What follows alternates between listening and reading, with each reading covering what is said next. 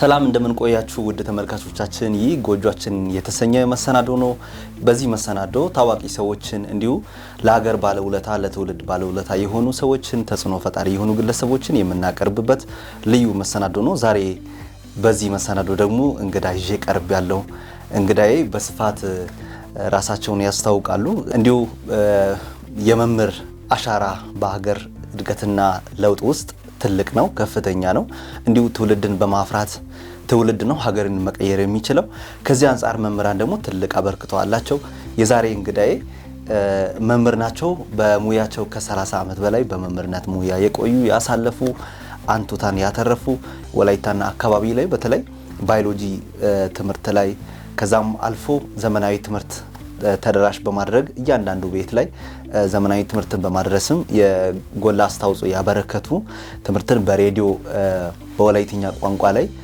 እስከ ቤት ድረስ ትምህርት እንዲደርስ በማድረግ ከፍተኛ አስተዋጽኦ ያበረከቱ ናቸው ወደ እሳቸው እመለሳለሁ እንኳን ደህና መጡ እንኳን ደህና ቆያችሁ ሰላም ኖት እግዚአብሔር ይመስገን ደህና ነኝ እስቲ ለተመልካቾች ራስዎትን ያስተዋውቁ እንግዲህ አሁን በአሁኑ ሰዓት መምህር ባልም መምህር አሁን አይደለሁም ቀደም ሲል በመምህርነት 30 ዓመት እና በላይ የቆየው ሰው ነኝ በቀለ በቡሎ ይባላለሁ እንዴት ወደዚህ ሙያ ገቡ ከልጅነት ጀምሮ የነበረ ህልም ነው ወይስ እንዲሁ በአጋጣሚ የተፈጠረ ነገር ነው እስቲ እናንሳ አዎ እንግዲህ መምህርነት በእኛ ወቅት ያው ይህን ይማራለሁ በዚህ ብለ ዲፓርትመንት መርጠ አንተ የምትገባው ሳይሆን መንግስት ይመድባል 12ኛ ውጤትን መሰረት አድርጎ በተለያዩ በአገሪቷ ውስጥ ባሉ ዩኒቨርሲቲዎች የዛሬን አያድርጎና ግማሹ አስመራ ግማሹ አዲስ አበባ ጅማ ሐረር እንደዚሁ በአገሪቷ ውስጥ በተለያዩ ዩኒቨርሲቲዎች መንግስት ይመድባል ከዛው አንፃር እኔም በ1971 ዓመተ ምህረት የዩኒቨርሲቲ መግቢያ ውጤት አምጥቼ አዲስ አበባ ዩኒቨርሲቲ 4 ኪሎ ሳይንስ ፋካልቲ ለመግባት እድል አግኝቻለሁ እና ዲፓርትመንት መረጣም እንደዚሁ መንግስት በመደበው ነው እንጂ አንድ አሁኑ ተማሪው በራሱ በፈለገው ዲፓርትመንት የሚገባው አይደለም መንግስት በመደበው መስክ ላይ ነው የገባሁት እንዲሁ ከመቼ ዓመተ ምህረት ጀምሮ ነው መጀመሪያ የት ነው የጀመሩት እንዴ የማስተማር ስራን የጀመሩበትን ጊዜና ወቅቱን እንዲሁ አካባቢውን የት እንደጀመሩ ሀብሎ የጀመሩበትን ጊዜ አስታውሳለሁ እኔ አሁን የማስተማር ስራ ለመጀመሪያ ጊዜ የጀመርኩት መንግስት ልዩ በርግጥ በትምህርት ሚኒስቴር ስራ አይደለም መምህርነትን የጀመርኩት ያ ትምህርት ቤት በሰራተኛና ማህበራዊ ጉዳይ ሚኒስቴር ስር ነው የሚታደረው የኢትዮጵያ ህፃናት አምባ የሚባለው መንግስት በጦር ሜዳ ለተዋደቁ ጀግኖች የጀግኖቹን ልጆችን የሚያስተምርበት ትምህርት ቤት ነው በበላይነት ትምህርት ቤቱን የሚቆጣጠረው ፕሬዝዳንት መንግስቱ ኃይለ ማርያም ነው እሱ በሚመራው ተቋም ውስጥ ነው የተቀጠርኩት ለመጀመሪያ ጊዜ እና ወደ 10 ዓመት እዛ አገልግያለሁ እና በርካታ ተማሪዎችን ለዩኒቨርሲቲ ከዛ አብቅቻለሁ እንደገና በየክረምቱም ብዙ በማስተማር ሂደቱ ላይ ከፍተኛ ኢነርጂቲክ በሆነ መልኩ ስለማስተምር ክረምት ሲመጣ መንግስት ወደ ቤት አይልከኝም ለሁለት ወር ተጨማሪ ደሞዝ ከፍሎ እዛ ክረምት ልጆቹን ለብሔራዊ ፈተና እንዳዘጋጅ እዛው ያቆየኛል በዚህ ሁኔታ ነው የምቆየው በአሁኑ ሰዓት ማስተማርን ሰው ወደ ገንዘብ ቀይሮታል እና ግን ትምህርት ቤቱ አዳሪ ትምህርት ቤት ነው 6 የሴቶች ማደሪያ አለ 6 የወንዶች ማደሪያ አለ በዛ በእያንዳንዱ ማደሪያ ውስጥ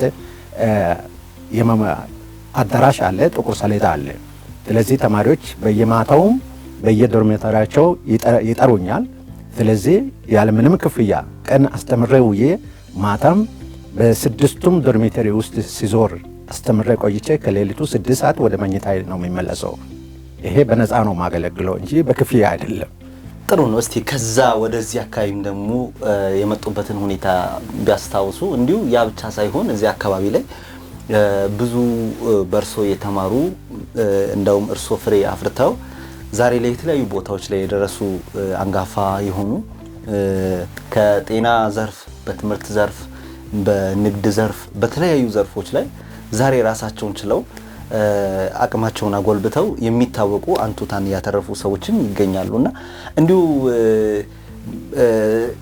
ከነሱም ጋር ቆይታ ነበረኝና የእርሶ የማስተማር ዘዴ የተለየ ነው። እንዲሁ ግልጽ በሆነ አስተምሮም የማይሰለቹ መምህር ናቸው። ሲያስተምሩ ተማሪዎች ክፍል ላይ ብቻ ሳይሆን ከክፍል ውጪ እንዲሁ በመስኮት ጭምር እዚህ በተለይ ሲያስተምሩ ወላይታ ሶዶ ላይ በነበሩት ቆይታ ላይ ከክላስ ውጪ መስኮት ላይ ቆሞ የሚማሩ ተማሪዎች ከትምህርት አሰጣጥ ከርሶ በተነሳ እንደዛም ጭምር ይነሳልና እንዲሁ ምንድነው እንደዚህ ለትምህርት ለማስተማር ያሉትን ፍቅር እንደዚህ እንዲገልጡ ያደረገው? አው በርግጥ ይሄ ከደሜ ጋር የተዋህደ ነው። ትምህርትን የራስን ሳብጀክት ማስተር አድርጌ ለልጆቹ በሚገባ እንዲረዱ የማድረግ ስራ ፐርሰናሊ የራሴ የግል ባህሪ አለኝ። አጋጣሚ ሆኖ የደርግ መንግስት ሲወድቅ ሰው ሁሉ ወደ የአካባቢው ይሄድ የሚል ነገር ወጥቶ እኔ ከአላጌ ወደ ደቡብ ኢትዮጵያ ሲመጣ ጨንቻ ነበር የተመደብኩትና 2 ዓመት ጨንቻ ነው ያስተማርኩት። እዛ ሳስተምር በአጋጣሚ ታመሜ ሆስፒታል ገብቼ ኦፕራሲዮን ተደረገ ነበር። ሆስፒታል ውስጥ ተኝቼ በእግሬ ኖት አዘጋጅቼ ወደ የክፍል እልክ ነበርና እኔ ከሆስፒታል ከወጣው በኋላ ትምህርት ክፍል ለመግባት ሲሞክር ርዕሰ መምህራን አንተ አትምጣ እረፍት አድርግ፣ እዚህ መምህራን ቆሞ በህይወት እዚህ ያሉ ሰዎች ሳያስተምሩ አንተ ሆስፒታል ተኝተ የኛ ልጆች በበቂ ተምሯል ብሎ እስከዛ ሲያደርጉኝ ነበርና ወደዛ ከሄድኩ በኋላ ምናልባት ከ2 ዓመት ጨንቻ ካገለገልኩ በኋላ በዝውውር ወደ አረካ ነበርና ለ3 ዓመት አረካ አስተምሬያለሁ። በርካታ ተማሪዎችን ካወጣው በኋላ ወደ ሶዶ አካባቢ ሲመጣ ግን የራሴ ጎጆ ቤት አለችን። ጎጆ ቤት ውስጥ አንድ አዳራሽ ነገር ፈጥሬ ወንበር አዘጋጅቼ ተማሪዎቹን ከማታ ቅዳሜ እሁድ አገልግሎት ሰጣለሁ፣ አስተምራለሁ። ራሴን ባዮሎጂ ብቻ አይደለም ከሶዶ የተመረጡ መምህራን 5 መምህራን መርጬ በ5 ሳብጀክት ተማሪዎቹ እንዲካኑ አረጋለሁ። ይሄን መደበኛ ከመደበኛ ክፍለ ጊዜ አመት ከሚማሩት በላይ በአንድ ክረምት ብቻ የአመቱን ትምህርት ተማሪዎች ተምረው ይገባሉ በ2 ወራት ውስጥ። በየቀኑ ደግሞ በበጋም ከ11 ሰዓት ተኩል በኋላ እስከ ምሽቱ 2 ሰዓት ቤቴ አስተምራለሁ። ያንን በዛን ሰዓት ያንን ቦታ ለመያዝ የሚሮጡ የተማሪ ብዛት ቁጥር ስፍር የለውም። ግቤም ተጨናንቆ ነበር። በ4 ሽፍት አስተምራለሁ። እዛ ተምሮ አሁን ትልቅ ቦታ በሰዓቱ ከደረሱት መካከል እነ ዶክተር ሙሉቀን በቀለ፣ እነ ዶክተር አዳኔ አሁን አዲስ አበባ ላይ ሶዶ ዩኒቨርሲቲ ላይ ትልቅ ፖዚሽን ላይ ያሉ እነ ዶክተር ወንድሙ ወልዴ፣ እነ ዶክተር አክልሉ አበራ፣ በኮተቤ ዩኒቨርሲቲ አሁን ያለች ፕሮፌሰር መሰረት አላሮ፣ እነዚህ የመሳሰሉት በኔ ጎጆ ቤት የተማሩ ናቸው። ዝርዝራቸው አሁንም ደብተራቸው የስም ዝርዝራቸው ቤቴ አሁንም ጠረጴዛ ላይ አለ እና ይሄን ሳስተምር ግን እኔ ዝም ብዬ መጽሐፉን ካበር ለማድረግ አይደለም። ለ27 ዓመታት ኢትዮጵያ ብሔራዊ ፈተና 12ኛ የተፈተኑበት የ27 ዓመት የፈተና ጥያቄዎች በእጅ ያሉ እነዚህን የ27ቱን ዓመት ጥያቄዎቹን ከ9ኛ ክፍል እስከ 12ኛ የመጨረሻ ዩኒት ድረስ የእያንዳንዱን ዓመት በዩኒት አስቀምጣለሁ። 9ኛ ዩኒት 1 ላይ በአንደኛ ዓመት ስንት ጥያቄ ምን ጥያቄ ወጣ እስከ 27 ዓመት ከ9ኛ ክፍል ከዩኒት 2 በ27 ዓመት የወጡ ጥያቄዎችን እስከ 12ኛ ድረስ ያሉትን የ27 ዓመት ብሔራዊ ፈተና ጥያቄዎችን ሰልፍ አስገባለሁ። የትም ምንም ብታስተምር ከዚህ ጥያቄ ብሔራዊ ፈተና የትም ሊወጣ አይችልም። እኔ ደግሞ እያንዳንዱ ሌተቀን አነባለሁ። ለተማሪዎቹ ዝግጅት በየግሬድ ሌቨሉ ይዘጋጃሉ። እኔ አሁን እዛ አላገ ሳስተምር አንድ ጊዜ ድንገት ሳላስብ በአጃቢ ታጅቦ መንግስቱ ኃይለማርያም ክፍሌ ውስጥ ገብቶ ቆመ። በአጋጣሚ ሰው ነኝና ለ3 ደቂቃ ያህል ምራቄ ደርቆ ነበረ። ሙሉ ዝግጅት ስላለኝ ግን ማስተማሪያን ቀጠልኩ። እሳቸውም አልወጣ አሉ። 15 ደቂቃ ቆሙ። 15 ደቂቃ እኔ ካስተማርኩ በኋላ እሳቸው ሲወጡና ልጆቹም እሳቸውን ተከትሎ ሲወጡ እኔም ከዛ ተፈታው። ስለዚህ ምንድነው ለማለት የፈለኩት ማስተማር ልዩ ዝግጅት ለተማሪ በቂ ዝግጅት ኖሮ ካለ ማንም እንግዳ ቢገባ አትፈራም። በአሁኑ ሰዓት አሁን ያለው ችግር መምህራን በደንብ አይዘጋጁም፣ እንግዳንም ይፈራሉ። ለምን? የዝግጅት ክፍተት ስላለ። እና እኔ ለማስተማር ከደሜ ጋር የተዋሃደ ነገር ስለሆነ ልክ እኔን የሚመስል ሰው ለመፍጠር ብዙ ሰርቻለሁ ለማለት ያህል ነው። አሁንም ረጅና ቢጫጫ ነኝ። በተለይ ባዮሎጂ ትምህርት ላይ ፎከስ አድርገው ተማሪዎች ለህይወት ለዘላቂ ማይረሳ አድርገው እንዲይዙ እንዲሁ ፈተናን ለማለፍ ብቻ ሳይሆን ጠቅላላ እውቀት ስለ ጉዳዩ እንዲኖራቸው ከማድረግ አኳያ ለተማሪዎች የሚሰጡት የትምህርት አሰጣጥ እንዲሁ ምንድነው ለየት የሚያደርገው? ተማሪዎችም ሲመሰክሩ የነበሩት ነገር ስላለ እሱ እንዴት ነው? እኔ ዝግጅት እንግዲህ ለማስተማር ሲዘጋጅ ይሄ መጽሐፍ ላይ ረጅም ኖት ማውጣት ጉዳይ አይደለም። ለልጆቹ ሊገባ በሚችል መልኩ አጭር ምጥን ያለች ኖት ቱ ዘ ፖይንት የሆነ ነገር ነው። ረጅም ጊዜም አልወስድም፣ ነጥቦቹንም አንድንም አልምርም። ስለዚህ የማስተማር ዘዴ አጭርና ግልጽ የሆነ እንደገና በምሳሌ የተደገፈ። አንዳንድ ጊዜ አሁን ተማሪዎች ማይገባቸው ነገሮች አሏቸው። ለምሳሌ አሁን ያጋጠመኝ ወላይታ ሶዶ ላይ ሳስተምር አንድ የራስን ሳብጀክት ሳስተምር እጽዋቱ ከቅጠል ይራባል የሚል ነገር አለ። ቅጠል ተበጥሶ መሬት ቢወርቅ ከቅጠል ዘር ይወጣል የሚል a plant which can reproduce from leaf የሚል ምሳሌ ሲሰጥ በባዮሎጂ ላይ የተጻፈ ከላንቻሆ የሚል ጽሑፍ አለ። ለልጆቹ በፍጹም ሊገባቸው አልቻለም። ምንድነው ይሄ? ሊረዱ አልቻሉ። ከላንቻሆ ምንድነው? ጠየኳቸው። እስቲ በአማርኛ አፋችሁን የፈታችሁ እጃችሁን አሳዩን ሲላቸው ብዙ ተማሪዎች እጅ አወጡ። እሺ በአማርኛ እንዳሆላ ምንድነው አልኳቸው። ማንም ያወቀ ተማሪ የለም። አናውቅም አሉ። በአማርኛ አፋችሁን ፈቱ። እስቲ በሁለተኛ አፋችሁን ፈታችሁ እጃችሁን አውጡ አልኳቸው። እጅ አወጡ። ሙዳይ አይቤጋስ ኤሮኮግል ወላይታዎቹም አላወቁም፣ አማራዎቹም አላወቁም። ስለዚህ እንዴት አድርጌ ነው ይህን ሳብጀክት ማስጨብጠው? በማግስቱ ሄጄ ከላንቻሆን ወይንም ሙዳን ከሰፈር ፈልጌ አምጥቼ በማግስቱ ይሄ ነው ከላንቻሆ ማለት ይሄ ነው፣ ይሄ ቅጠሉ ተበጥሶ ቢወርቅ ይጸድቃል የሚለውን በኋላ ልጆቹ በአካል አይቶት ተረዱ። እና እስካሁን መንገድ ላይ በዚህ ከስንት ዓመታት በኋላ አሁንም ያኔ እርሶ ከላንቻሆ ያሉትን አስታውሳለሁ ይላል አንድ የዞን ኢንቨስትመንት ኃላፊ ባለፈው እዛ አግኝቶኝ እና ተጨባጭ የሆነ ነገሮችን ልጆቹን ካስጨበጣቸው ልጆቹ ይሄን ነገር አይረሱትም ለማለት ያህል። ስለ መምህር በቀለ ባቡሎ የቀድሞ ተማሪዎቻቸው ምን ይላሉ? የሚሰጡት ምስክርነት ምንድር ነው? ስሜ መቅደስ ዘለቀ ይባላል። ይሄን እድሉን ዛሬ ሳገኝ በጣም ደስ ይለኛል። ለምን መሰረት ለባዮሎጂ ትምህርት ስፔሻሊ በዘመናዊ ትምህርት ወላይታ ላይ በጣም መሰረት እንዲኖረው ካረጉ መምህራን አንድ ናቸው።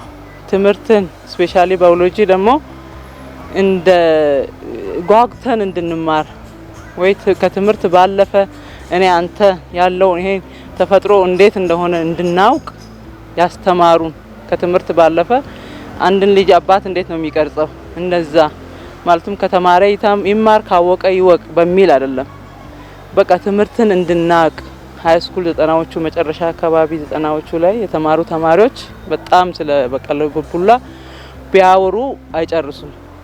ትምህርት ቤት ተምረን ኢቭን አሁን ለገንዘብ ሳይሆን ቲቶሪያል ግዴታ ግቢያቸው መተን እንማር ነበር እና አሁን የከሳት ተማሪ ሆነ ተምረ የከሳቱ ከዛ በኋላ 11 ሰዓት አይደል የምንወጣው። ከዛ በኋላ ቲቶሪያል ምግብ ራብ ምናምን አይሰማህም። ባዮሎጂ ስትማር እንደ እግዚአብሔር ቃል እንዴት ነው ስትሰማ ተመስጠ እንደምትማር ለመማር ነው የበቃ ነው እና ለኔ አሁን በቀለ ባቡሎ ከትምህርት ባለፈ መሰረት የጣሉ ወላይታ ላይ አሁን ፊዚክስ ስታነሳ ውጭ ሀገር ሌሎች ሀገር ላይ ያሉ እንደ አልበርት አይንስታይን የተለያዩ አስተማሪ እንደዛ ነው። ባዮሎጂን ስታስብ ወላይታ ላይ በቀለ ባቡሎን ማያስብ ማያነሳ ሰው ያለ አይመስለኝም። የ9ም 10ም ስንማር በጣም ጥሩ መምህራኖች ናቸው። አሁን መምህር በቀለ ባቡሎ ባዮሎጂ መምህር፣ ሌሎችም በጣም እናከብራቸው አሁንም ሳገኛቸው በጣም ደስ የሚሉ መምህራኖች ጋር ነው የተማርኩትና በነሱ መማሪ በነሱ ትኬሻ ላይ ተነስተን እዚህ የደረስነውና የሃይ ስኩልም የፕራይመሪ ሆስፒታል ፕራይመሪ ትምህርት ቤትም ያስተማሩ መምህራኖቼን በጣም በዚህ አጋጣሚ ማመስገን እፈልጋለሁ። አለማየሁ ኃይለማርያም እባላለሁ። ወላይታ ሶዶ ዩኒቨርሲቲ ኬሚስትሪ ትምህርት ክፍል መምህር ነኝ። መምህር በቀለ ባቡሎ የባዮሎጂ መምህር ናቸው። በሰዓቱ እኔ 11ኛ ክፍል ሁለተኛ ሴሚስተር ላይ እያለን ከሌላ ቦታ መጥተዋል በዝውውር። በጣም የሚገርመው አጋጣሚ እሳቸው ለማስተማር የተመደቡበት ውስን ሴክሽኖች አሉ ከኔ ሴክሽን ውጪ። እሳቸውን ለየት የሚያደርገው እሳቸው ያኔ ሲያስተምሩ አብዛኛው ሌላ ክፍል ተመድቦ የሚማር ተማሪ ሁሉ እሳቸው በሚያስተምሩባቸው ክፍሎች ከክፍል ውጪ በመሆን በበር በመስኮት ጥግ ላይ ቆሞ በርከት ብሎ ትምህርታቸውን ይከታተላሉ። እኔም እንደዛ ነበር። መምህር በቀለን ስፔሻል የሚያደርጋቸው ነገሮች አጋጣሚ ለምሳሌ እኔ መምህር እንዲሆን ባይዘወይ በጎ ተጽዕኖ ከፈጠሩ ሰዎች እሳቸው አንዱ ናቸውና አንድን መምህር በእርግጥ ያው ከዚህ የተነሳ መምህርነትን ነበር ያጠናሁት እንዳልኩ እና ስለ መምህርነት ሳይንስ ስናይ አንድን መምህር ጥሩ መምህር የሚያስብሉ ነገሮች አሉ። እነኛ ኳሊቲዎች መምህር በቀለ ላይ በጣም አይተናል። እኛ አንደኛ የሚያስተምሩት የሳብጀክት ማተር እውቀት በጣም በዛ የተካኑ ናቸው፣ እጅግ በጣም የተካኑ ናቸው። ሌላው ደግሞ የማስተማሪያ ስነ ዘዴ ይሄ ፔዳጎጂካል ስኪል የሚባል ነገር አለ። ፔዳጎጂካል ስኪል በጣም በጣም በጣም በዛም የተካኑ ናቸው። የሚያውቁትን የሳብጀክት ማተር እውቀት እንዴት ተማሪው ሊረዳው በሚችልበት መንገድ ማስተላለፍ እንዳለባቸው ጠንቅቆ የሚያውቁ ናቸው። ከዛም ባሻገር በጣም ፋሽኔትድ ካሪዝማቲክ የሆኑ የተማሪን አቴንሽን መሳብ በሚችል መንገድ እውቀትን ማስተላለፍ የሚችሉ መምህር ነበሩና እጅግ በጣም የተወደዱ ናቸው።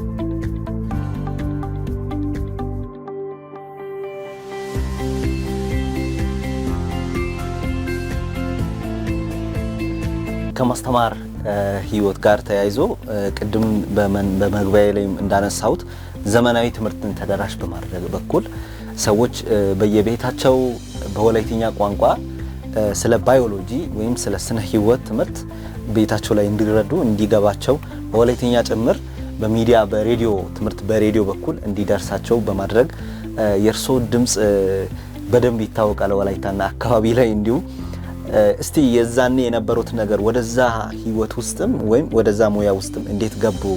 የዛኔ የነበረው ነገር ምን ነበር? እንዴት ጀመሩ ያንንም ነገር የሚለው ነገር እስቲ ያንሱልን። አዎ እሱ እንግዲህ ትምህርት በመጽሐፍ ብቻና በክፍል ብቻ ተማሪ የሚረዳው ነገር አይደለም። አሁን እንደው ለምን እንደጠፋ አላቅም እንጂ ትምህርት በሬዲዮ አሁን መኖር ያለበት አንዱ የትምህርት ዘርፍ ነው። እኔ ትምህርት በሬዲዮ መንግስት አሁን ኢህአዴግ መንግስት መጥቶ በብሔረሰብ ቋንቋ ተማሪዎች ትምህርታቸውን ይማሩ የሚል ፖሊሲ አወጣ። ያን ጊዜ እኔ ጨንቻ ላይ ነበረ እያስተማርኩ ያለው በ1987 አካባቢ እና እያለው በክልል ትምህርት ቢሮ በኩል ተመርጬ ማን እንደፈለገም አላወቅኩም፣ ማን እንደመረጠኝ። ከዛ ፈልጎ አንተ ተፈልገሃል ተብዬ ከጨንቻ ተጠርቼ ለዚህ ለትምህርት መጀመሪያ ለትምህርት በሬዲዮ አይደለም በወላይተኛ መጽሐፍ እንዳዘጋጅ ተጠራው። ተጠርቼ በክልል ትምህርት ቢሮ በኩል ሄድኩኝ። ያ ከፍተኛ ቻሌንጅ ገጥሞናል። ለምን ከትምህርት ሚኒስቴር የወረደው ምንድነው? ፍሎ ቻርት ነው። ፍሎ ቻርት ለአንደኛ ደረጃ በእንግሊዝኛ ነው የመጣው ለመላ ኢትዮጵያ። ከዛ በየብሔረሰብ ቋንቋ ተርጉማችሁ መጽሐፍ ጻፉ የሚል ነው እና ወደ ፍሎ ቻርቱ ሲመጣ ምንድነው አሁን ለአንደኛ ክፍል ይልና ግሬድ 1 ዩኒት 1 ፕላንት ኪንግደም ይላል፣ ዩኒት 2 አኒማል ኪንግደም ይላል። እዛ ውስጥ ዝርዝር ነገሮች ዩኒቶቹን ያስቀምጥና እችን ብቻ ሰጥቶ ይሄን ተርጉመ መጽሐፍ ጻፍ ነው ማለት። እኔ መጽሐፉን የመጽሐፍ ችግር የለብኝ እውቀቱ አለኝ፣ ግን ትርጉሙን ከየት ላምጣ? አሁን ወደ ሬዲዮ ትምህርት በሬዲዮ ጋር ከመምጣት በፊት ያንን መጽሐፍ ነው የተረጎምኩት። ግን መጽሐፉን መጀመሪያ እንዴት ፕሮዲውስ ላድርግ? ከኔ ጋር ለወላይታ የአካባቢ ሳይንስ ለመጽሐፍ በባዮሎጂ ፓርት እኔና አሁን በህይወት የለውም አቶ ገርማሜ ሆንሴቦ አሉ። በኬሚስትሪ ፓርት አቶ መንግስቱ ትግሮና አቶ አበራ ቱራ ነበሩ። እነዚህ አራት ሆነን እኛ የባዮሎጂን ፓርት እንድንተረጉምና ተርጉመን ወደ መጽሐፍ ለመግባት ተመረጥኩ። ስንሄድ አሁን አንዳንድ ዝም ብሎ ሰው በወላይተኛ ወላይታ በቋንቋ ሬች ነው ይላሉ። ነገር ግን እዛ ሲገባ ነው ያየሁት ሬች አይደለም። ምንድን ነው የገጠመን? ፕላንት ኪንግደም የሚለውን ጻፍ ሲባል መጀመሪያ ፕላንት ኪንግደም የሚለው በወላይተኛ ምን ይባል? ቃሉ እንዴት ይምጣ? አማርኛ አማራዎች እጽዋት አሉ። ወላይታ ምን ይባል? ሚታማታ ይላል። አንድ ቃል ነው መሆን ያለበት እንጂ ይሄ ወርድ ነው፣ ሁለት ወርድ አይሆንም። አኒማል ኪንግደም፣ ፕላንት ኪንግደም። ከዛ በኋላ እኔ ቀጣይ ወላይታ ትውልድ ከተገኘ ከወጣ ይቀይር ወደፊት። አሁን ራሴ አዲስ ወላይታ ያልሆነ ቃል ሰጥቼ ልጻፍ አልኩና ጻፍኩ። ፕላንት ኪንግደም የሚለው ዶዛ አልኩት። አሁን ወላይታ ውስጥ ዶዛ የሚለውን ሁሉ ሰው ያውቃል፣ ግን ወላይታ ቃል አይደለም ዶዛ። እኔ ነው የፈጠርኩት። ዶዛ ምንድን ነው? ግሎሰሪ ላይ ሄጄ ለመምህራን አስቀመጥኩ። ዶዛ ማለት ዶሌባ፣ ዛኤባ፣ ሞኬባ የሚለውን አስቀመጥኩ። አኒማል ኪንግደም የሚለው ጋር አማራ እንስሳት አለ። ወላይታ ምን መያ ዶአ ይላል። መያ ዶአ አይደለም፣ ሰውም ባዮሎጂካሊ አኒማል ነው። ስለዚህ መያ ዶአ የሚለው ጋር ውስጥ ሰውን አያካትትም። ስለዚህ ምን ላድርግ? አዲስ ቃል መፍጠር አለብኝ ብዬ ራሴ ፈጠርኩ። መዶሳ የሚለው መዶሳ አሁን ወላይታ ቃል አይደለም፣ እኔ ነው የፈጠርኩት። እስካሁን አልተቀየረም። መዶሳ ለሚለው ግሎሰሪ ላይ ሄጄ መያ ዶአ አሳ የሚል እዛ ውስጥ ሰውንም አካትቼ አወጣው። በአጋጣሚ ሴክስ የሚል ከትምህርት ሚኒስቴር የወጣው እንግሊዝኛ ቃል አለ። ጾታ አማራ ጾታ አለ። ወላይታ ምን ይበል? የለም ጾታ ለሚለው ወላይተኛ ትርጉም። ስለዚህ እኔ ፈጠርኩት። ማቱማ አልኩት። መጫቱማ የሚለውን አስገባው። ግራስሆፐር አስቀመጡ እዛ ትምህርት ሚኒስቴር በእንግሊዝኛው ሄድ፣ ቶራክስ፣ አብዶመን ብሎ እዚህ ጋር አንቴና የሚል ነገር ጽፏል። ይሄ ምን ይባል በወላይተኛ ብዬ ሰውን ሁሉ ቢጠይቅ ይሄ ጉንቡሮ ከጨ አለ። ቀንድ አይደለም፣ ጉንቡሮ ከጨ የለው። የዚህ አንቴና ስራ ባዮሎጂካል ሴንሴሽን ነው፣ ቴስት እያደረገ የሚሄድበት ነው። ስለዚህ እኔ ምን አልኩት? ሲንጋ አልኩት። ሌላ ወደፊት ቀጣይ ሲንጌስ ቴስት ያደርጋል። እስካሁን አልተለወጠም። እኔ ባስቀመጥኩት እስካሁን አለ። እነዚህን መጽሐፍ ይሄን እንግዲህ መጽሐፍ መጀመሪያ ለመጽሐፍ የተቸገርኩትን ነው የሚነግራችሁ።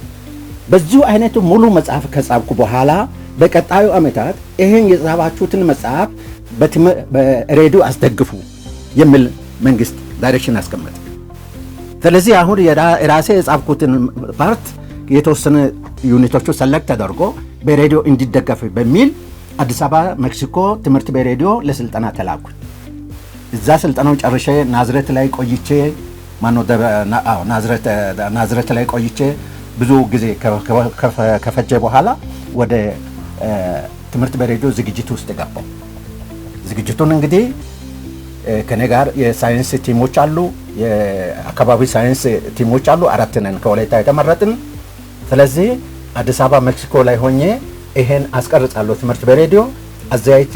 ያው እንግዲህ እናንተ ታውቃላችሁ የሚዲያ ሰዎች፣ እዛ ድምጽ የሚለው ጋር ሳውንድ ላይብራሪ ውስጥ ገብቼ የጅብ ድምጽ ከሆነ ጅብ ድምጽ፣ የእባብም ከሆነ የእባብ ድምጽ፣ ሌሎችን ድምጽ አምጥቼ በዝግጅቴ ውስጥ ያ አስፈላጊ በሆነ ቦታ ላይ እያስገባው ቀረጻውን ከጨረስን በኋላ ከዛ ወደዚህ ወደ ቦላ ዱፓ ወደ ገናሜ ሬዲዮ ጣቢያ ክሩ ነው ከአዲስ አበባ የምንልከው ወደዚህ እንዲሰራጭ።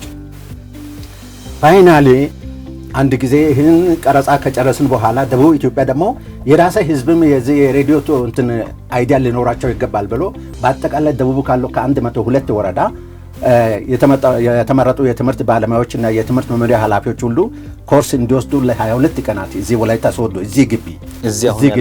እዚህ ባለንበት ቦታ ስልጠና እንዲሰጥ 6 ሰዎች አሰልጣኝ ሆኖ ከክልል ትምህርት ቢሮ ከተመረጡት ሰዎች መካከል አንዱ እኔ ነኝ።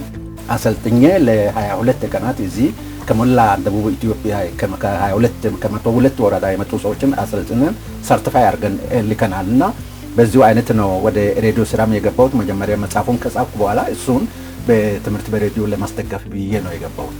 ጥሩ ነው። ያኔ የነበረው ነገር የዛኔ ድምጾትን የሚሰሙ ሰዎች እንዲሁ መንገድ ላይ ሲያጋጥሙ የነበሩት አይነት ፊሊንግ ምን ነበር? እስቲ እሱ ያስደነግጣል። አንዱ አንድ ጊዜ ትምህርት ስርጭት በትክክል እየደረሰ ነው ወይ የሚለው ኢቫሉዌት ለማድረግ አንድ ጊዜ ወደ ገሱባ አካባቢ ሄድኩኝ። አንዴ ጉኑኖ ዶጌ መሽዶ የሚባል ትምህርት ቤት ደረስንና ከኔ ጋር አንድ ሰው አለ። ወርደን ትምህርት ቤት ግቢ አንደኛ ደረጃ ትምህርት ቤት ግቢ ገብተን ልጆቹን ሱፐርቫይዝ አረገንና ናቶ ትምህርት በሬዲያ ሲቲ ራዶን ተማሪት ራዶን ያኔ ሳይንስ ተማርሲያ ኦኔ ግን በቀለ ባቡላ በቀለ ባቡላ ተናገሪ ናቴ ዳግምን በሜዳን ወጣ ከትየግስ ገድስምት ማታ ወደ ቀስ ያጋጥመኝ ሌላው ነገር ትንሽ አንድ ጊዜ አሞን ዶክተር ቀለሙ ጋር ሄጄ የሆነ መድኃኒት አዘዘ። እሱ መድኃኒቱን ሊገዛ ዘንድሮ ነው ፕሪስክሪፕሽን ይዤ እዚህ ዩኒቨርሲቲ ክሊኒክ የሚባል ጤና ጣቢያ አጠገብ አንድ የሆነ መድኃኒት ቤት አለ።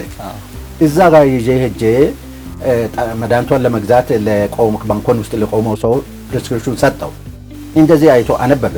በቀለው ከወዲያ በኩል አንዱን የቆመው አንተ ያው በቀለ ሰውየው አለ በህይወት አለ። ልክ ያኔ ትምህርት በሬዲዮ ያስተማረ ሰው የጠፋ ሰው የድሮ ሰው ብሎ እንደጠፋ ሰው ቆጥሮ ነበርና በአካል ሲያይ ሰዎቹ አሁን ዘንድሮም ደንግጦ እንደዚህ ያሉ ሰዎችም አጋጥሞኛል። በእንትኑ በጣም ጥሩ ሀሳብ ነው ያነሳነው። እንዲሁ ይህንን ሁሉ ጊዜ እንደዚህ አይነት በታሪክም የሚመዘገብ መልካም አሻራ አሳርፎ ነው አሁንም በህይወት አሉ። በህይወት ኖሮ ይህንን መስማት እንዲሁ ያስተማሩት ተማሪዎች በእርሶ እጅ የተማሩ ያፈሯቸው ፍሬዎች ሲያዩ ደህና ቦታ ላይ ሲያዩ እንደዚህ ያለፈው ነገር ወደኋላ ሲያስታውሱ ምን ይሰሙታል?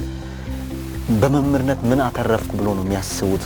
ምን ስሜት አለው? እስቲ እኔ በጣም ደስታ ይሰማኛል። ሰው አሁን በህይወት ዘመኑ ሀብት ደስታ ሊሰጠው ይችላል፣ መኪና፣ ቤት፣ የተለያዩ ነገሮች። እኔ ግን እነዚህን ይህን ትውልድ ከቤተሰብ እጅ አውጥቼ ሜዳ ላይ እንዳይወድቅ ትልቅ ቦታ በማድረሴ የሚሰማኝ ደስታ ወደር የለው። ለምን በየቦታው በሄድም አገኛቸዋለሁ። አሁን ከዛሬ 5 ዓመት በፊት ይመስለኛል አላውቅም። እኔ እንግዲህ ሶዶ ከተማ ውስጥ ያው በእግሬ ሲሄድ ነው የሚታወቀው። ልማትን በጣም እወዳለሁ። ቅዳሜ ሲመጣ ከዩኒቨርሲቲ ጀምሬ እስከ ጎላ ድረስ በእግሬ ሄዳለሁ። ከኦቶና እስከ ገነመ ድረስ በእግሬ ሄዳለሁ። እያንዳንዱን ስራ በቀን ቆሜ ነው የሚውለው። ጊዜ ካገኘው ያችን ጊዜ የልማት ስራዎችን እያየው ነው ማሳልፈው እና እዛ አንድ ጊዜ ከታች ከቀራ ወደዚህ ሲመጣ አንድ መኪና አጠገቤ ደርሶ አቆምና ጋሼ ግቡ አለ። እኔ ሰው መኪና ውስጥ መግባት አልወድም። አይ ሄድ አልኩት። ወረደና ግባ ጋሼ ግባ። እኔ ወደ ላይ አወጣቷል። የግድ ስለኝ ገባሁ። እረሱ ይመስለኛል። አዎ አላስታውስም። እኔ ዶክተር አዳኔ ነኝ እኮ የእርሶ ተማሪ ነኝ እኮ እዛ ጎጆ ቤት እርሶ ጋር ተምሬያለሁ አለ። ታንኪዩ ብዬ ወደ ላይ ቤቴ ድረስ ወስዶ ጣለኝ እና ሳያቸው አሁን ያኔ አላገ ላይ ያስተማርኳቸው ልጆች አሁን ትላልቆቹ አምባሳደር ሆኖ ሚኒስትር ሆኖ ትላልቅ ቦታ በአገር ውስጥና ከአገር ውጭ በርካታ ተማሪዎች አሉ። አሁን እነዚህ ስራዎችን ማስተማር ስራ እየሰራው ነው ጎን ለጎን። አሁን ይሄን የጮራ ትምህርት ቤት ያቋቋምኩት በ70 ብር አካውንት ከፍቼ አሁን ከጮራ 2700 ተማሪዎች ዩኒቨርሲቲ ገብቷል። በጣም ነው የሚኮራው። በጣም ነው ደስ የሚለኝ። እነሱም በጣም ነው ደስ የሚላቸው። አሁን ክርስቲያን ሆስፒታል አካባቢ ወደ 8 አካባቢ ዶክተሮች አሉ በእርሶ የተማሩ እዚህ ጮራ ላይ የተማሩት በእኔ እጅ ከኬጂ ጀምሮ የተማሩት። አሁን ማላዊ ላይ ስፔሻላይዜሽን እየሰለጠኑ ያለ ዶክተርም አለ። ሌሎችም በተለያየ አገር ላይ ስላሉ እኔ በጣም ኩራት ደስታ ይሰማኛል። እኔ ሌላ ብዙ ሀብትም አልፈልግም እኮ ምንም አያደርግም። ይሄ ቀሪ ነገር ነው ሁሉ ነገር። ግን እነዚህ ልጆች አሁን ለአገሪቷም ለየቤተሰቦቻቸውም ሀብት ስለሆኑ ይሄን ሀብት በመፍጠሬ እኔ በጣም ትልቅ ደስታ ይሰማኛል። የኛ ቆይታችን ወደ መገባደጃ እየደረሰ ነው የሚገኘው። እስቲ የተወለዱበትን አካባቢ ልጅነት ላይ የነበሩትን ትምህርት የት እንደተማሩ እንዲሁ እስቲ ያን ጉዳይ ቢያነሱልን። ወል እንግዲህ እኔ የተወለድኩት አሁን ድሮ ቦሎሶ ሶሬ ነው የሚባል አሁን ኪንዶ ኮይሻ ነው። ሶርቶ ቀበሌ የሚባል ቦታ ላይ ነው የተወለድኩት። ልጅነት ላይ እንዲሁ ልጅ ሆኜም በልጅነት ነው ትምህርት ቤት በህፃንነት ሰፈር ትምህርት ቤት ገብቻለሁ። በልጅነት ቤተሰቦቼ ኦርቶዶክስ ነበሩና የክርስትና አባት የሚባል አለ። እሱ አስተማሪ እዛው ሰፈር ነው እና ነገር ግን ትምህርት እንድማር አባቴ ከፍተኛ ጫና ፈጥሮብኛል። በሕፃንነት ማንም ባልተማረበት ዘመን ነው የተማርኩት። ነገር ግን እዛን ጊዜ ከገጠመኝ ፈተናዎች አንዱ ኃይለኛ ዝናብ ሐምሌ ውስጥ እየዘነበ እኛ ይሄ ምንድነው ውሂ አፖቆሱ ወንድሞቼ አሉ ታናናሾች፣ እኔ ገና ፊደል አብጉዳ ምናምን ሀሁ እየተማርኩ እያለሁ አባቴ ግብር የገበረበትን ወረቀት አምጥቶ እንካ አንብብ አለኝ። እኔ ምንም ማንበብ አልችልም። ስለዚህ በገመድ ቀጥቅጦ ዝናብ ውስጥ እንዲቆም አደረገ። ታናሽ ወንድምን አንተ አንብብ አለ፣ ትምህርት ቤት ከነጭራሹ ያልገባው። ከዛ እሱ ይሄን ዱላ ስለፈራ ምናምን ስል አንተ ጎበዝ ብሎ እሱ ሳይገረፍ ሲቀር እኔ ትምህርት ቤት የገባው ተገረብኩ። ይሄን ሄጄ ለመምህሬ ነገርኩ። በጣም አዘን። ከሳምንት በኋላ አንድ ቀን ነጭ ወረቀት አለ ወይ አለ አባቴ። አዎ እርሳስና ነጭ ወረቀት ይዘህ ቁጭ በል። ቁጭ አልኩ። እስቲ አቶ ባልቻ ታላቅ ወንድሜ ነው፣ ገበሬ ነው። አቶ ባልቻ ባቡሎ ከአቶ መና ቦይኑ ነጭ ፍየል ገዝቷል፣ ለዚህ ጭረመዴን አቶ ስምዖን ሴታ ብለህ ፈርም አለ። እንደገና እኮ ፊደል አልተማርኩም። ያው ዱላው ስላለ ምንም እርሳስ ይዤ ሆነጫጨርኩና ፈርም ያለው አልኩ። አምጣ አለ። ጠቅሎ ኪሱ ውስጥ ከቶ ወዴት ይሄዳል? ወደ መምህሩ ቤት ይሄዳል። እውነት ነው ወይ የተጻፈው ብሎ ሊጠይቅ ይሄዳል። ሌላ ዱላ ሊጠብቀኝ ነው። እግዚአብሔር ደግሞ ስለዳይ ገና እሱ ከሩቁ ሲመጣ ጥያቄ ይዞ እንደሚመጣ መምህሩ ያውቃል። ከዛ ደረሰና አቶ ለማ አቤት እንካ ይሄን ወረቀት እስቲ ብሎ ሲሰጥ ሳይኮሎጂካሊ ሰውየው የተማረ ሰው ነው። ጥሩ ስል እስቲ አገ ወረቀት ባልቻ ባቡለ ማና በእነሱ ቦታ ደሹ ሸሚሴ ቆጭ ረመዴና ሲሞነ ሰይታጊ ሰው ሰምቷል። ሰውየው መምህሩ አገኘኩ። አቶ ባልቻ ባቡሎ ነጭ ፍየል ከአቶ መና በእነሱ ገዝቷል፣ ጭረመዴን አቶ ሲሞን ሴታ ነው በትክክል ጽፏል። ወረቀቱን ጠቅሎ ኪሱ ውስጥ ይዞ ሄደ። ለኔም አልነገረኝም። በኋላ መምህሩ ነገረኝ። ሊገርፈኝ ነበር። በዚህ አይነት ነው ትምህርት የጀመርኩትና አሁን ኢጣሊያን ከወጣ በኋላ ወላይታ ላይ አባሊያ ትምህርት ቤት የሚባለው ሲጀመር አቶ ገርማሜ ኒዋይ ከጀነራል መንግስቱ ኒዋይ ጋር በ1953 በመፈንቅለ መንግስት የሞተው ያኔ ወላይታ አውራጃ ገዢ ነበሩ። በነበረው ጊዜ በ1951 እኔ የእሳቸው መኪና ሲጠብቅ ውያለሁ። በ1951 እኔ አሁን እድሜ ወደ 78 አካባቢ ነኝ። በነገራችን ሲጠብቅ ውያለሁ። ከዛ አሁን እኔ ትምህርትን እንግዲህ ከዛ ከሰፈር ትምህርት ስለቃቅም ቆይቼ መጨረሻ ላይ የቦሎሶ ሶሬ ዋና ከተማ አንጮቾ ነበር። ያኔ አንጮቾ ከአንደኛ ክፍል ገብቼ መሀል ላይ ብዙ ፕሮሰስ አለ፣ ይሄን አልነግራችሁም። እዛ ከአንደኛ እስከ ስድስተኛ እዛ ነው የተማርኩት። የአረካ ከተማም ሲከተም እኔ የመጀመሪያ ሰልፈኛ ነኝ። በ1977 57 ግንባታ ተፈጽሞ በ1958 አረካ ከተማ ሲመረቅ እኔ የአረካ ከተማ አስመራቂ ሰልፈኛ ነኝ። እና እዛ እንግዲህ እስከ 6 ከተማርኩ በኋላ 7ኛ እና 8ኛ እዚህ ልገባ በየኔ ነው የተማርኩት። በጣም ጥሩ ነው። ደስ የሚል ቆይታ ያደረግን ነው። እንዲሁ እስቲ ልጆች ቤተሰብ ሁኔታስ ምን ይመስላል? አሁን ላይ እኔ እንደውም ሰው አገር ስለቆየው ሚስት አላገባም የሚል እንትን ነበር። አላገባም ብዬ ቆይቻለሁ። ለነገሩ አሁን እድሜ ትልቅ ነው፣ ግን ወላይታ ከመጣው በኋላ ለካ ሚስት ሳያገቡ መኖር አስቸጋሪ ከባድ ስለሆነ እዚህ 1990 ላይ ሚስት ያገባው እዚህ ወላይታ መጥቼ ቤት ሰርቼ ቤትም እዚህ አሁን ያቺ ያለችበትን ቤት ገዝቼ ነው በ2200 ብር 300 ካሬ መሬት ገዝቼ እቺን ቤት ከሰራው በኋላ ነው ትዳር መስርቼ አሁን እግዚአብሔር ይመስገን ቆንጆ የሚያምሩ 4 ልጆች አሉኝ። 2 ሴት እና 2 ወንድ። አንደኛው አሁን ከወላይታ ሶዶ ዩኒቨርሲቲ ተመርቃ አነስቴዥን ነች። አሁን ኦቶና ሆስፒታል መደበኛና ክርስቲያን ሆስፒታል ኮንትራት ሰራተኛ ሆነ በሁለቱም ቦታ የምትሰራ ሴት ልጅ አለችኝ። የሷ ተከታይ 2 ወንዶች፣ ሁለቱም በአንድ ጊዜ ነው 12ኛ ከጮራ ላይ የጨረሱትና አሁን ዘንድሮ አንዱ በሶፍትዌር ኢንጂነሪንግ ከአርባ ምንጭ ዩኒቨርሲቲ አሁን ተመራቂ ነው። አንደኛውን ከወራቤ ኤሌክትሪካል ኢንጂነሪንግ አሁንም ተመራቂ ናቸው ሁለቱ። አንደኛዋ ደግሞ አንድ ጎበዝ አለች አሁን 10ኛ ክፍል ጮራ ላይ ያለችና ይሄን ይመስላል። ልጆች 4 ልጆች አሉ።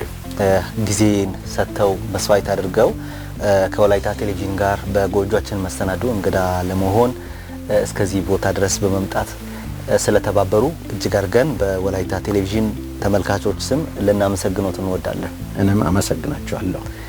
ተመልካቾች ጎጆአችን የተሰኘ መሰናዶ ዛሬ ከመምህር በቀለ ባቡሎ ጋር የነበረን ቆይታ ይህን ይመስላል። በቆይታችን ጥሩ መልካም ነገሮችን እንደ ጨበጣችሁ እንደያዛችሁ ተስፋ እናደርጋለን። ይህንን ደግሞ ፕሮግራም በማዘጋጀት እኔ አቤኔዘር አበራ፣ በካሜራ በኩል ወንድማገኝ ሊጎ እንዲሁም ተመስገን አበበ ጋር አንድ ላይ በመሆን ቆይታ አድርገናል። ቆይታችን የሰመረ እንደሆነ ተስፋ እናደርጋለን። እንዲሁ ከቀሪ የወላይታ ቴሌቪዥን መሰናዶች አሉ። ከነሱም ጋር መልካም ጊዜ እንዲሆንላችሁ እንመኛለን። ቸር ቆዩ።